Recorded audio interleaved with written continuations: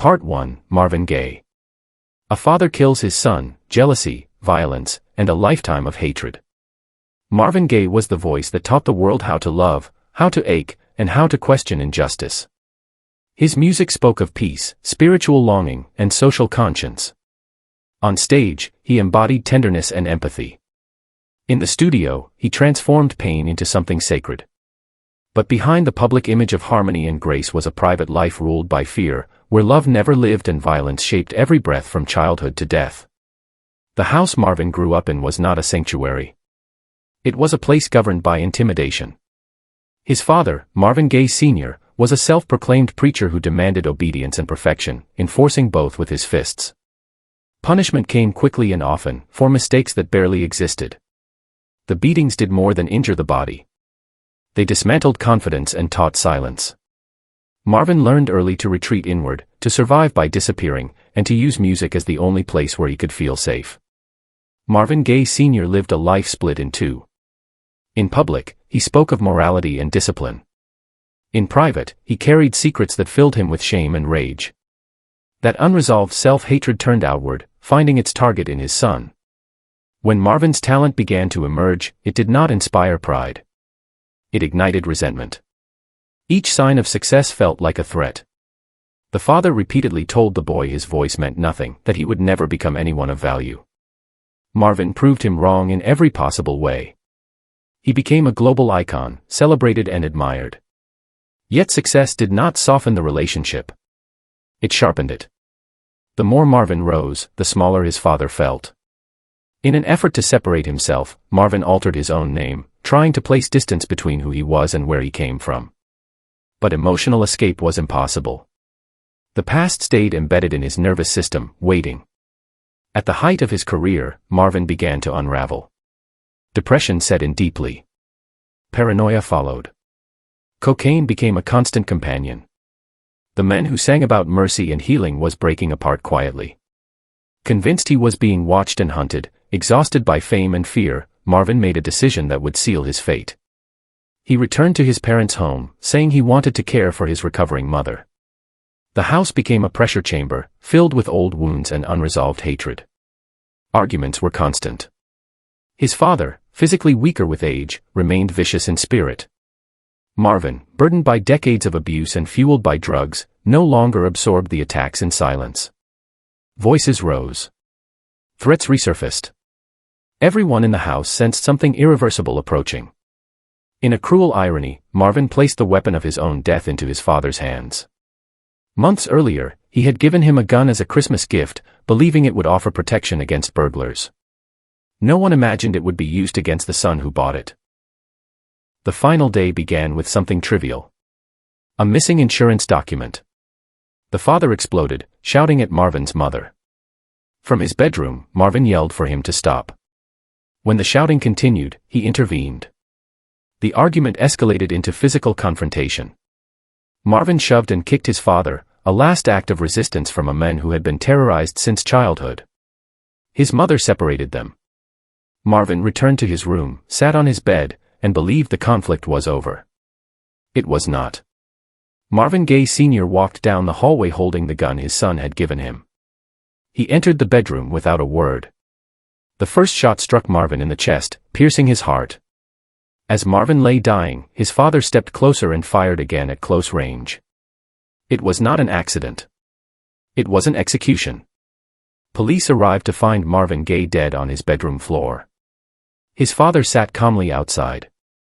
When asked if he loved his son, his answer was chillingly detached. The trial that followed shocked the public. Citing a brain tumor and diminished capacity, the court delivered a sentence so light it bordered on disbelief. The man who killed one of the greatest voices in music never spent a single day behind bars. Marvin Gaye died on the eve of his birthday. His final words to his brother suggested a quiet resignation, as if part of him had always known how this story would end. This was not just a murder. It was the final act of a lifelong cycle of abuse, jealousy, and emotional destruction that began in childhood and ended in silence. The death of Marvin Gaye forces an uncomfortable question about where mental illness ends and conscious hatred begins, and whether some family wounds are passed down until they finally erupt. And as this first tragedy settles in, the next story takes us to another legend whose life was ended by someone who once saved him, proving that love can turn lethal in more ways than one. Part 2, Lee Morgan. The savior who became the killer. Lee Morgan was a jazz prodigy whose trumpet reshaped modern sound before he was old enough to understand the weight of his own brilliance. He recorded for Blue Note while still a teenager, played alongside giants, and delivered performances that felt urgent, fearless, and alive. His tone was sharp and lyrical at once, a voice that could cut through smoke-filled rooms and leave audiences stunned. To the jazz world, he was destiny fulfilled early. Fame arrived quickly, and so did the darkness that often followed it. Heroin crept into his life and hollowed it out from the inside. Gigs were missed. Trust evaporated. The industry that once celebrated him turned away when he became unreliable. Money vanished. Stability disappeared. Lee Morgan drifted through the streets, homeless and forgotten, a genius reduced to survival. His trumpet, once sacred, became an object he was willing to sell just to quiet the craving. At his lowest point, someone noticed him. Helen Moore was not part of the jazz world. She was tough, street-smart, and deeply pragmatic. She saw a man freezing on the margins of the city and decided not to look away. She brought him inside. She fed him. She stayed with him through the agony of withdrawal. The process was slow and brutal, but she did not leave. When his hand stopped shaking, she helped him reclaim his trumpet. When he could stand again, she helped him rebuild a life. Helen became everything. Caretaker. Manager. Gatekeeper. Partner. She booked shows, handled money, and shielded him from the chaos he could not yet manage alone. Through her, Lee returned to the stage. His comeback was remarkable. Audiences welcomed him back. Critics praised his fire. Records sold again. The fall had been deep, but the rise was real. In Lee's story, Helen was the reason he survived. But salvation created imbalance. Dependency slowly hardened into control. Helen had seen him broken, helpless, stripped of dignity. That history gave her an unspoken authority over him. She had saved him, and that fact never left the room. Gratitude became expectation. Love became leverage. Their bond was intense, closed off, and fragile beneath the surface. As Lee's confidence returned, so did his ego. Fame restored his sense of self, and with it came restlessness. He wanted distance from the woman who had known him at his weakest. He began seeing someone younger. He pushed Helen aside emotionally, dismissing her presence and minimizing her role. The woman who had rebuilt his life was treated like a reminder he wanted erased. For Helen, this was not a simple breakup. Her identity had become inseparable from his recovery and success. Without him, the years of sacrifice felt meaningless. Watching him shine while she was quietly replaced felt like being erased in real time. The resentment did not explode immediately. It simmered, thick and unresolved. The night everything ended, New York was buried under snow. A blizzard shut down streets and slowed the city to a crawl. Inside Slug's saloon, the atmosphere was warm and loud. Lee was performing, alive in the music again. Helen came to the club that night. Whether she came to talk, to reconcile, or simply to watch is unclear. What is clear is that the tension finally surfaced. Between sets, an argument erupted. Voices rose. Words turned sharp. Lee humiliated Helen publicly, forcing her out of the club in front of musicians and fans. It was not just rejection. It was dismissal. The final stripping away of the role she had lived for. Helen stepped out into the storm, snow whipping through the streets, carrying something far heavier than anger. She did not leave the area. She sat alone, cold, and made a decision that could not be undone. Helen returned to the club carrying a gun. The room was preparing for the next set. Lee stood near the bar, unaware of what was approaching. There was no speech. No warning. A single shot rang out. The music stopped. Lee fell. The wound was serious but not immediately fatal. Under different circumstances, he might have survived. But the blizzard outside had immobilized emergency services. Ambulances could not reach the club. Time stretched cruelly. For nearly an hour, Lee Morgan lay bleeding as the city remained frozen. The trumpet that once carried so much life was silent on the floor. As the reality of what she had done settled in, Helen broke down. Regret arrived too late. When authorities finally reached the scene, Lee Morgan was pronounced dead. He was still young. His revival had barely begun.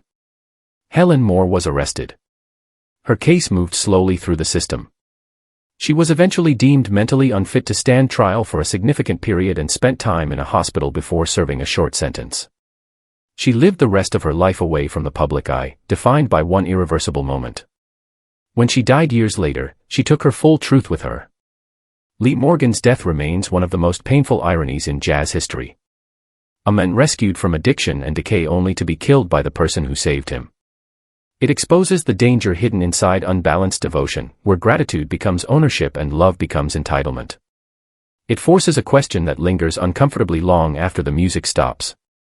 When someone rebuilds your life, how much of it do they believe belongs to them? And as this story fades into silence, the next chapter reveals another legend whose creative partnership at home turned into a fatal obsession that ended in blood. Part 3: Felix Pappalardi. When an artistic marriage turns into a killing.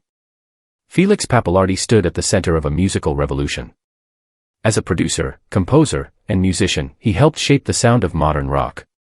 He worked closely with Cream, earning a reputation as an invisible force behind their power and precision. Many in the industry called him the fourth member, not as a compliment but as recognition of how deeply his mind was woven into their music.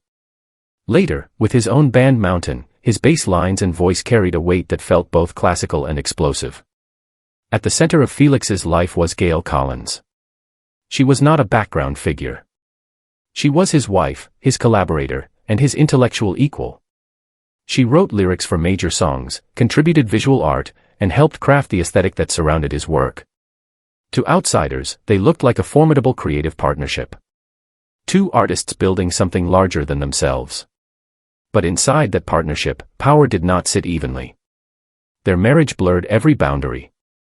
Love, business, authorship, and control existed in the same space, competing for dominance. Gaye was deeply involved in Felix's career, not only as a contributor but as a manager of sorts, shaping decisions and guarding access. Friends later described her as intensely controlling, a presence that left little room for Felix to move independently. What looked like unity often felt like confinement. The environment around them was volatile. Drugs were common. Excess was normalized.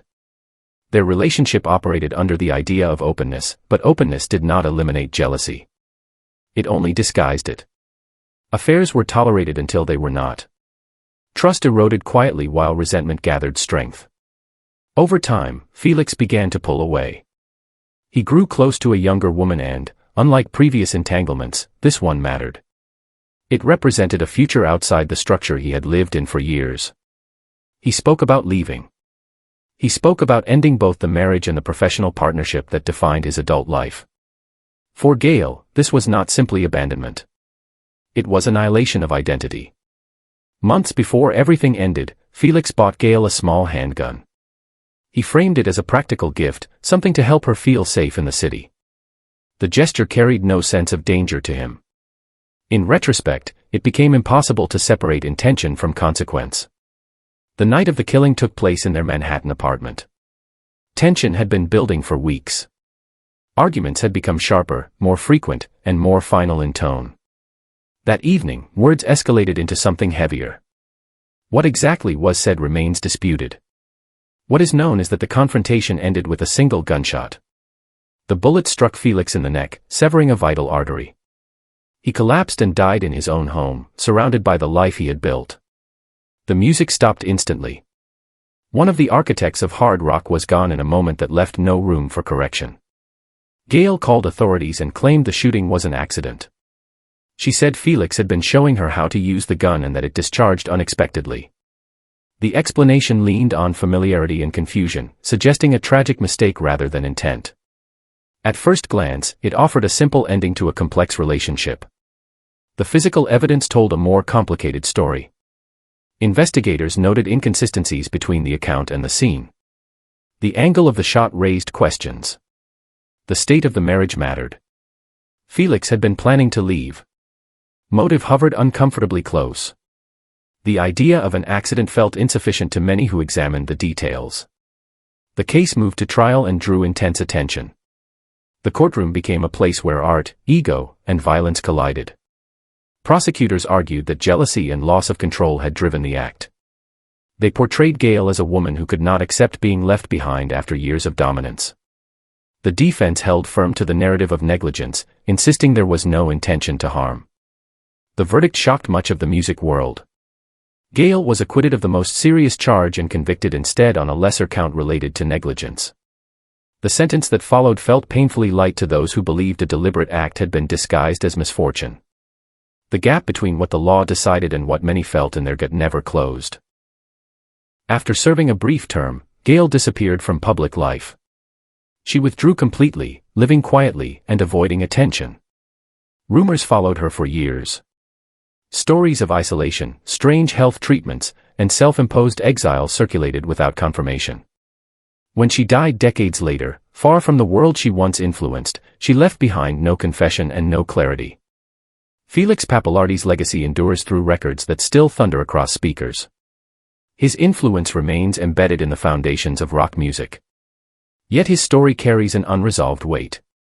The man who helped define an era was killed in the space where creation and control overlapped too tightly to survive. This case lingers because it resists clean answers. It sits in the uncomfortable space between accident and intention, between partnership and possession, between love and fear of loss. And as this unresolved tragedy fades, the next chapter moves to a global icon whose trust in someone she called family led to one of the most devastating betrayals in music history. Part 4, Selena Quintanilla.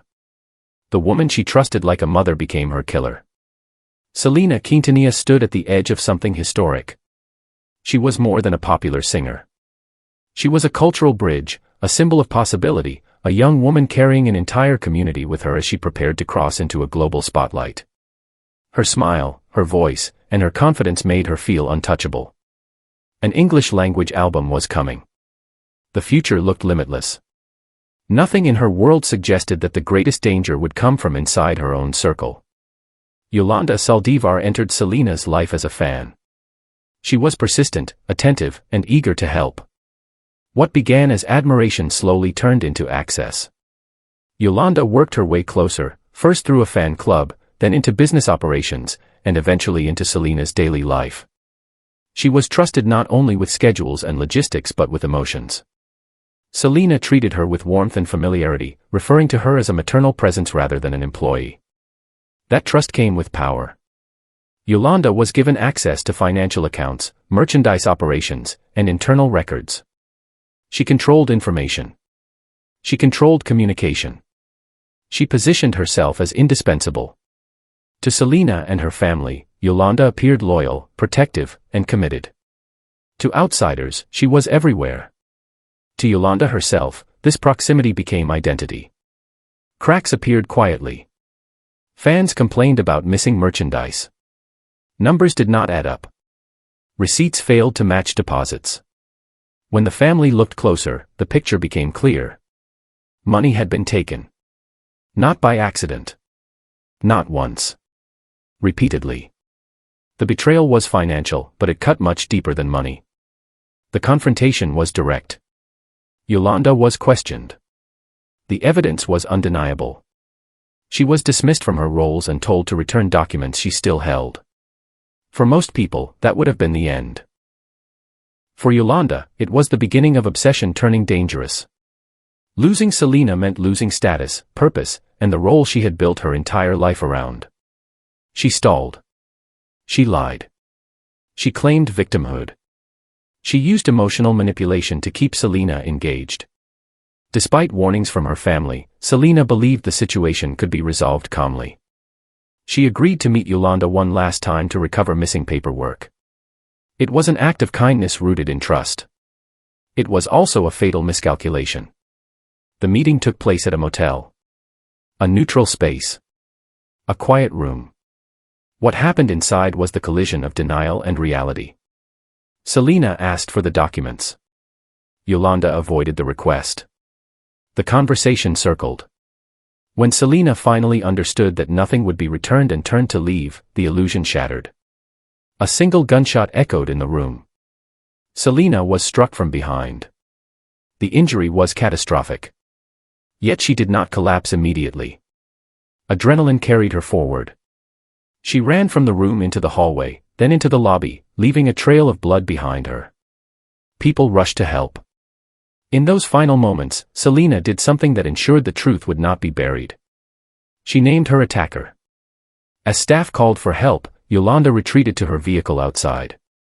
What followed was a standoff that lasted for hours. Yolanda remained inside, speaking to negotiators, alternating between remorse and denial. She claimed the gun had discharged by accident. She framed herself as the victim of circumstance. Inside the motel, doctors fought to save Selena. They could not. She died shortly after, her life ending at an age when it was only beginning to expand. The city stopped. Then the world followed. Grief moved faster than explanation. Selena's death was not processed as a celebrity tragedy. It was personal. It felt like a family member had been taken. Mourning filled streets, homes, and airwaves. The loss was collective. The trial moved quickly. The evidence was overwhelming. Witnesses testified. Medical findings were clear. Selena's final identification left no doubt. The defense attempted to maintain the narrative of an accident, but it could not withstand scrutiny. The verdict was guilty. Yolanda Saldivar received a life sentence, with the possibility of parole far in the future. Even behind bars, the case did not rest. The idea that the person responsible for such a loss might one day seek release remains a source of pain and anger. For many, the betrayal outweighs any legal timeline. Selena's legacy has only grown. Her music continues to echo through celebrations and memories. Her image remains alive. What lingers is the absence. The future that never arrived. This story is not only about obsession or greed. It is about how proximity can distort loyalty, how access can become entitlement, and how trust, once weaponized, becomes fatal. Selena believed in people. That belief shaped her career and defined her end. The silence she left behind still asks difficult questions about where responsibility lies when admiration turns into control and devotion becomes possession. And as this chapter closes, the next story confronts an even darker reality, where a child's voice that once defined innocence was silenced by the person meant to protect her. Part 5, Judith Barcy. The child star killed by her own father. Judith Barcy was a voice that defined childhood for an entire generation.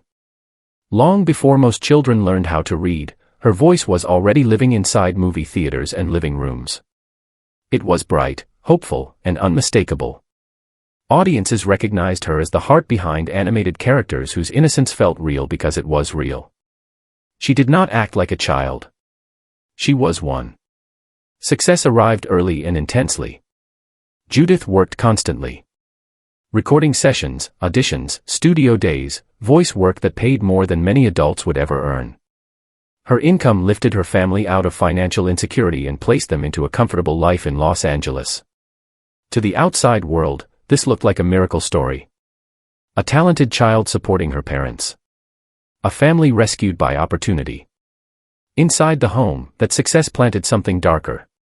Joseph Barcy, Judith's father, was an alcoholic whose emotional instability had followed him across continents. He carried deep paranoia, resentment, and an obsession with control. Judith's rise did not inspire pride. It triggered fear. He became convinced that her success meant he was losing authority. That his wife and daughter would one day leave him, take the money, and abandon him. In his mind, fame was not a blessing. It was a threat. His response was domination through terror. Joseph ruled the household with psychological cruelty and physical intimidation. He screamed. He threatened. He punished without reason. Judith lived under constant fear, not knowing when affection would turn into rage. He woke her at night to enforce rules she did not understand. He reminded her repeatedly that disobedience would be met with violence. These were not empty threats. They were rehearsed rituals of control. The damage showed in her body. Judith developed severe anxiety responses. She pulled out her own eyelashes. She plucked the whiskers from her pets. These were not habits. They were symptoms. Her small nervous system was overwhelmed by fear it could not escape. The little girl whose voice sounded joyful on screen was living in survival mode at home. Her mother, Maria, saw the danger clearly. She tried to intervene. She sought help from Child Protective Services. She reported the threats. She described the behavior. The system responded, but not decisively. Investigations were brief. Joseph appeared calm when monitored. The warning signs were documented but not acted upon with urgency. Maria was advised to leave him. Leaving was not simple. Joseph had made it clear that escape would be punished. He threatened to hunt them down if they tried. Maria believed him. She began planning quietly. She rented another apartment in secret. She started moving belongings little by little. The plan was careful and slow, designed to avoid triggering suspicion. Time ran out. Joseph sensed the shift. Control was slipping. The fear that had fueled his behavior reached a breaking point. On the night everything ended, Judith went to bed unaware that her life was about to be erased. She never woke up. Joseph entered her room and shot her as she slept. The voice that had brought warmth to millions was silenced in the place where she should have been safest. Maria heard the sound and ran toward it. She did not survive either. Joseph killed his wife next. Afterward, he lived inside the house with their bodies for days. Then he set the home on fire and took his own life. The fire did not erase what had happened. It only revealed it. The entertainment industry was stunned. Colleagues described Judith as unusually gentle, unusually gifted, unusually kind. Directors spoke openly about the loss. Songs recorded after her death were dedicated to her memory. Characters she voiced became memorials without intending to be. A childhood that had felt immortal was suddenly finite. Judith was buried with words that echoed the character she made famous. Yep, yep, yep. A line once playful became devastating. It was no longer a catchphrase. It was a reminder of everything that should have continued. This story does not allow simple conclusions. It forces an examination of responsibility that extends beyond one man's violence. A father committed the act. A system failed to stop it. Warning signs were visible. Fear was reported. Yet protection did not arrive in time. Judith did not die because no one knew. She died because intervention was insufficient. Her life exposes how success can isolate children instead of shielding them, how talent can mask suffering, and how abuse can exist in plain sight without consequence. She was working, performing, and smiling while quietly unraveling. The world applauded while she endured. Judith Barcy did not lose her life to fame. She lost it to unchecked control, ignored warnings, and a household where terror was normalized. Her story remains one of the most painful reminders that talent does not equal safety and visibility does not guarantee protection. The question that remains is not only who committed the crime, but who had the chance to prevent it and did not. And as this chapter ends, the next story shifts to another music legend whose life was cut short inside his own home, in a case where love, violence, and unanswered questions remain tightly intertwined. Part 6, Al Jackson Jr. A toxic marriage and a murder without closure. Al Jackson Jr. was the heartbeat of soul music. His drumming anchored an entire era, steady and unmistakable. From the first strike of the snare to the last fade of a record, his sense of time shaped the sound of Memphis and beyond. He was the rhythmic backbone behind artists whose songs became part of everyday life. While others took the spotlight, Al kept the world moving in perfect tempo. Away from the studio, his life followed a very different rhythm. His marriage to Barbara Jackson was unstable, marked by jealousy and control that slowly poisoned the home. To friends and colleagues, they appeared successful and glamorous. Behind closed doors, the relationship was volatile. Arguments escalated quickly. Fear replaced trust. The house no longer felt safe. The danger was not hypothetical. Months before his death, an argument turned violent. Barbara shot Al during a domestic dispute. The injury was serious. He survived. And then he made a decision that would haunt every retelling of his story. He chose not to press charges. Whether driven by hope for reconciliation, concern for reputation, or a belief that things could be managed, the warning went unheeded. Violence had already crossed a line. Al began planning a way out. Divorce became real. He spoke to friends about leaving, about reclaiming peace, about starting again. In relationships defined by control, the moment of departure is often the most dangerous. Tension intensified. The house felt like a countdown. The night of the killing was framed as a robbery. Al returned home expecting a normal evening. Instead, armed men confronted him inside his own house. According to the account that followed, he was overpowered and shot multiple times. The attack was swift and brutal. The man who kept time for the world was silenced where he should have been safest. When authorities arrived, the scene raised questions immediately. Barbara was present and unharmed, restrained in a way that appeared staged to some investigators.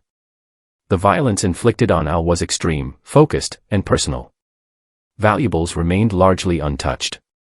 It did not resemble a chaotic burglary. It looked deliberate. Suspicion turned toward the marriage that had already produced bloodshed. Investigators noted the earlier shooting. They noted the pending divorce. They noted the timing. The idea of hired attackers entered the conversation quietly, then loudly. Names circulated. Connections were explored. One suspect emerged, a man believed to have ties to Barbara. But belief is not proof. The case unraveled under the weight of missing certainty. Witnesses were inconsistent. Evidence was circumstantial. No direct link could be established that would hold in court. The justice system requires more than intuition, more than pattern recognition, more than what feels obvious. Without a decisive thread, charges could not be sustained. The case stalled. Within the music community, the verdict was never ambiguous. Many believed Al was not killed by strangers. They believed the earlier violence foretold the ending. They believed the home invasion was a cover for something far more personal. But belief does not reopen cases. Files remained open yet unmoving. The truth stayed out of reach. Barbara lived under a cloud of suspicion for the rest of her life. She denied involvement. She was never convicted. She died years later without offering clarity. The men suspected of pulling the trigger were never conclusively held responsible. The questions outlived everyone involved. Al Jackson Jr.'s death became symbolic. Not only of a life cut short, but of how repeated warnings can be ignored until there is nothing left to protect. A prior act of violence had occurred.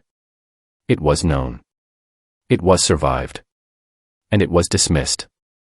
The system moved on. The danger did not. His music continued to play. Every familiar groove carried a quiet echo of what was lost. The beat remained perfect. The ending did not. His story sits at the intersection of domestic violence and legal limitation, where certainty dissolves and accountability slips away.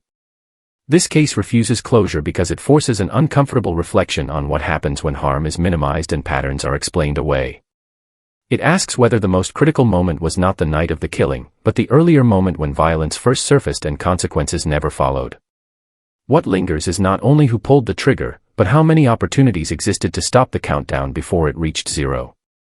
And as this unresolved tragedy fades into silence, the next chapter moves to a towering figure in reggae whose generosity opened the door to a betrayal that would end his life. Part 7, Peter Tosh. Kindness repaid with blood. Peter Tosh lived as a warrior. His music carried defiance, discipline, and moral clarity. He stood against oppression with words sharpened by conviction, and he moved through the world with the posture of someone who refused to bow. To many, he was a militant voice of reggae. To those who knew him, he was also a man guided by a simple belief that dignity must be shared, especially with those left behind. That belief shaped how he lived at home. Tosh practiced generosity not as performance but as principle. He gave money, shelter, and opportunity to people struggling at the margins of Kingston. He believed redemption came through trust, and that a hand extended in good faith could change a life. Friends warned him to be cautious. He listened, then chose compassion anyway. Dennis Laban entered Tosh's life through that open door. Recently released from prison and desperate for stability, Laban had few options. Tosh offered him support. Food. Cash. Access to his inner circle. Laban was treated not as an employee, but as someone deserving of dignity. For a time, gratitude appeared genuine. It did not last. What began as appreciation shifted into expectation. Laban saw Tasha's success up close. The house. The visitors. The idea of wealth. The distance between where he stood and what he believed Tosh possessed grew into resentment. Gratitude curdled into entitlement. The men who had been helped began to feel owed. The night everything ended began quietly. Tosh was at home with his partner and friends, celebrating a recent return from travel. It was not a party in the public sense. It was private. Familiar. Safe. Then armed men forced their way inside. Laban led them. The demand was simple. Money. They believed Tosh had cash in the house. He told them he did not. He explained that his finances were handled elsewhere. The answer was not accepted. The situation escalated into intimidation meant to extract compliance. Tosh refused to lie. He refused to perform fear. His composure only deepened their frustration. What followed crossed a line from theft into cruelty. The intruders attempted to force submission through sustained abuse. Tosh endured it without yielding. The men who preached equal rights refused to betray his own integrity, even under threat. The room became a test of wills. Laban made a decision that ended everything. The violence turned final. Tosh was shot in his own living room, the place where he had offered safety to someone who repaid him with betrayal. Others in the room were also harmed. A close friend was killed. Tosh's partner survived by remaining still, later becoming the voice that would identify the attackers. The men fled, leaving devastation behind. Tosh was pronounced dead soon after. He was still young. His voice, which had challenged systems and inspired resistance, was gone not because of politics or protest, but because trust had been misplaced. The investigation moved quickly once survivors spoke. Identification was clear. Laban was arrested and charged. In court, he denied responsibility, claiming innocence. The testimony did not support him. The verdict was guilty. He received a life sentence, later altered by legal shifts but still confining him to prison. He would never walk free as a consequence of that night. The impact of Tasha's death rippled through reggae and beyond. Many initially searched for political motives, assuming the loss of such a vocal dissenter must have been orchestrated by forces larger than personal grievance. The truth was more unsettling. This was not an ideological assassination. It was intimate. It was born of envy and access. It was the consequence of kindness extended without limits. Tasha's philosophy did not fail him. People failed it. His belief in shared dignity did not cause his death. Another man's greed did. Yet the case leaves an uneasy lesson about boundaries. Compassion without protection can invite danger. Trust without distance can be exploited. His music continues to speak with clarity. Equal rights still echoes. The message remains intact, even as the manner of his death complicates it. Tosh did not die because he challenged power. He died because he treated someone as family who saw him as a target. This story lingers because it asks where generosity should end and caution should begin, and whether any code of kindness can survive envy once proximity replaces gratitude. And as this chapter closes, the next story turns to a rock icon whose final night in a country estate raised questions that history still struggles to answer. Part 8, Brian Jones. A chosen family and a death buried by silence. Brian Jones was already fading from the world he helped create. After being pushed out of the Rolling Stones, the band he founded and named, he became a man without a stage.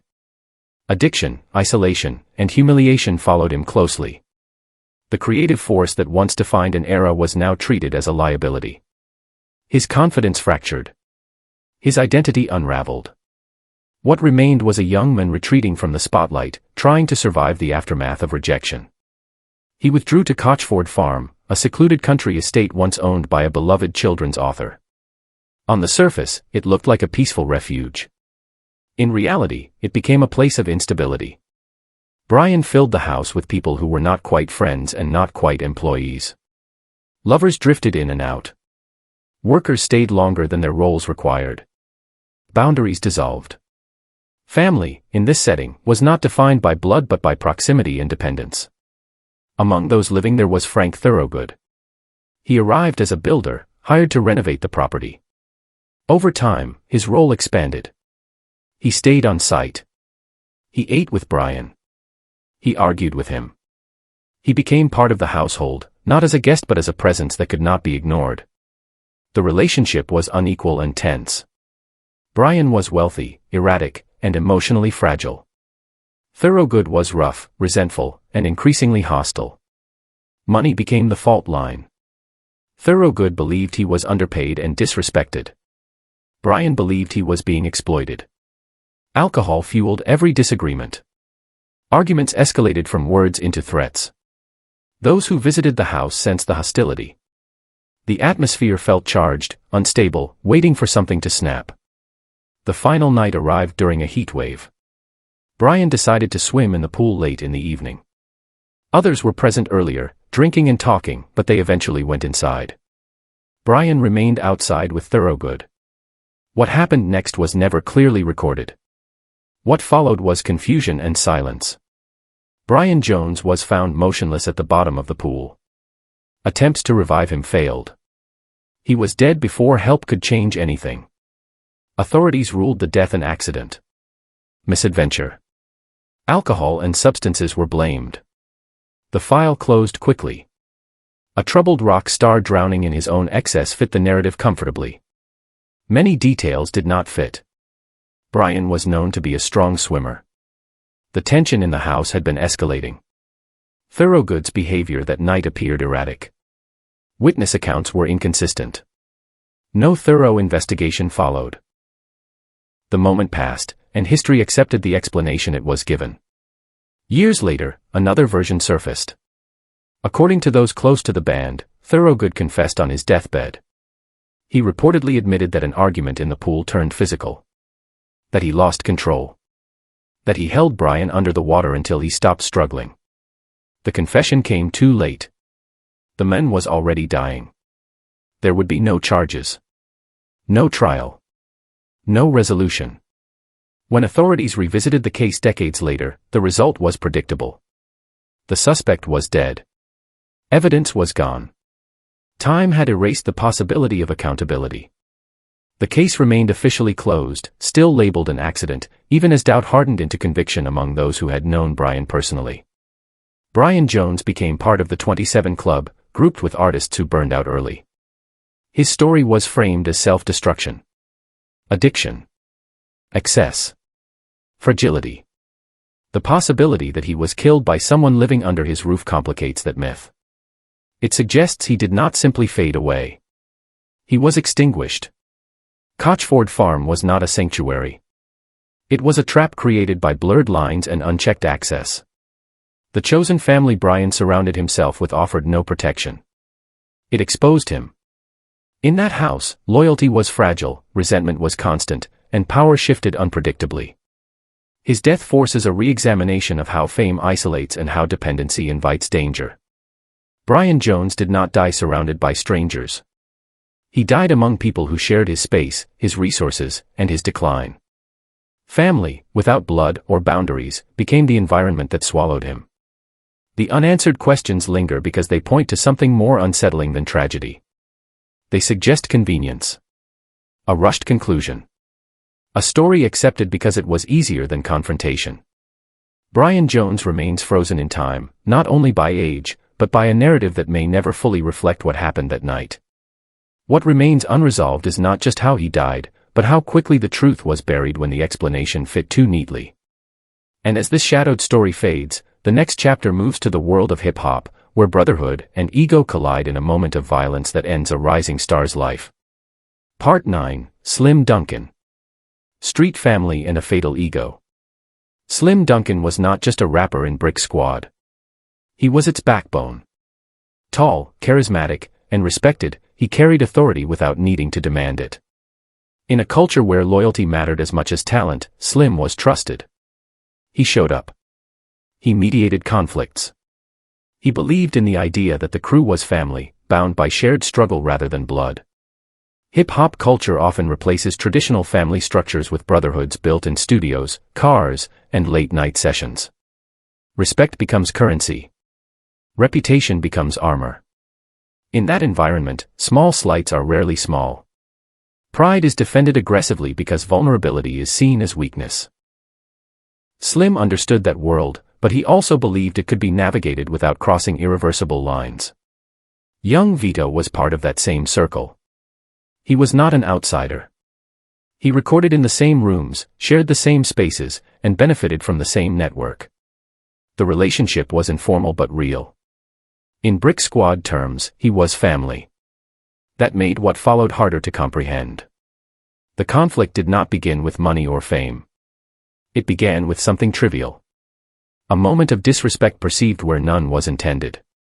Words were exchanged. Voices rose. In the tight confines of a studio waiting area, tension escalated quickly. What might have ended with laughter or separation instead turned physical. Slim had the advantage. He was larger, stronger, and in that brief confrontation, he dominated. For Slim, the altercation was over.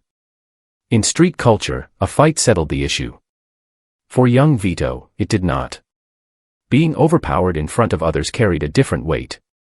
Embarrassment hardened into humiliation. Pride demanded repayment. Young Vito left the room. He did not leave the building. He returned with a gun. The studio was a place meant for creation. Microphones stood ready. Beats were paused. When young Vito came back, he did not speak. He raised the weapon and fired. The shot struck Slim Duncan in the chest. The impact was immediate. Chaos followed. The brotherhood dissolved in seconds. Slim was rushed to the hospital, but the injury was fatal. He was pronounced dead shortly after arrival. His life ended before his career reached its full shape. The loss stunned the Atlanta music scene. A man known for presence and loyalty was gone, killed by someone who had shared the same circle. Gucci Mane, deeply affected, spoke of Slim as family. His grief was public and raw. The incident shook Brick Squad at its core. It forced a reckoning about how quickly violence could replace loyalty when ego took control. Young Vito fled but later turned himself in. He claimed fear. He claimed self-defense. The argument did not persuade everyone. The court examined the sequence of events. A physical fight had ended. Time had passed. A weapon had been retrieved. The escalation was clear. The verdict frustrated many. Young Vito was acquitted of the most serious charge but convicted on lesser counts related to assault and weapons. The sentence reflected that distinction. To some, it felt like justice without closure. To others, it was proof of how thin the line between survival and consequence can be. Slim Duncan became a symbol of wasted potential and misplaced loyalty. His death was not the result of rivalry or organized conflict. It came from inside the circle, where trust should have provided protection. The studio, a supposed sanctuary, became the scene of irreversible loss. This story exposes the danger of unchecked pride in environments where conflict resolution often bypasses restraint. When respect becomes identity, any perceived insult can feel existential. The presence of a weapon turns that feeling into a permanent outcome. Slim Duncan believed in brotherhood. He lived inside it. He died because someone else valued ego more than connection. The culture that created opportunity also amplified risk, especially when violence was normalized as a response to shame. What remains unresolved is not who pulled the trigger, but why moments of humiliation so often escalate into loss of life when status outweighs humanity. And as this chapter closes, the final story brings us back into a home, where a minor argument ends a soul legend's life in the most ordinary and devastating way. Part 10, William W.G. Howard. A death over something trivial. William W.G. Howard had already lived his loud years. As the lead voice of the dramatics, he carried heartbreak and tenderness into soul music that lingered long after the needle lifted. The crowds faded with time, but respect remained. By the later chapter of his life, he was no longer chasing charts or stages. He was working quietly, enjoying routine, and living away from the pressure that once defined him. Home was supposed to be calm. He shared it with his wife and her son from a previous relationship. It was a blended family shaped by adjustment rather than harmony. Generational differences surfaced in small ways. Authority met resistance. Expectations collided with youth. None of it seemed extraordinary. These tensions exist in countless homes, usually passing without consequence. On the day everything ended, nothing dramatic announced itself. Music played in another room. The volume was high. Howard asked for it to be lowered. It was the kind of request repeated in households every day. It carried no threat. It was about space, rest, and respect. The response was defiance. Words were exchanged. The tone sharpened. What began as irritation turned into confrontation. Pride stepped in where patience might have ended it. The argument grew faster than anyone expected. In that narrow space between irritation and restraint, control vanished. The young man reached for a gun. A single shot echoed through the living room. William Howard collapsed where he stood. The voice that once defined longing and pain fell silent in his own home. Emergency responders arrived quickly, but nothing could reverse what had been done. A career measured in decades ended in seconds over a disagreement that should have meant nothing. The aftermath was painfully straightforward. There was no mystery about what happened. No hidden suspects. No elaborate narrative. The shooter was family.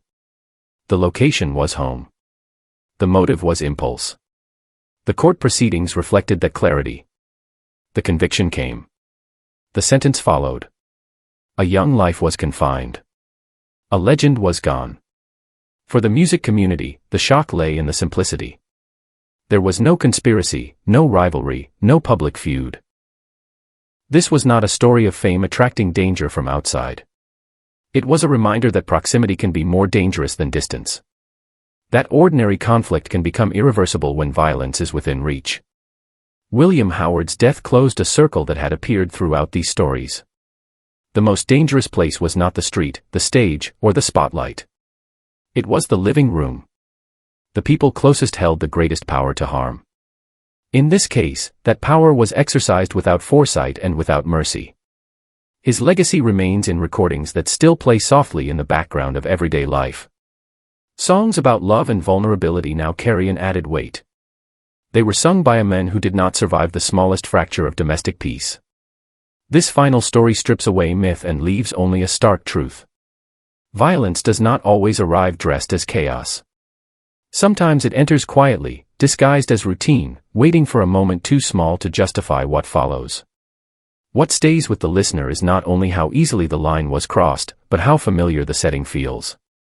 And as this last chapter settles, the full series stands as a single question about trust, proximity, and why the places meant to protect us can become the most unforgiving of all.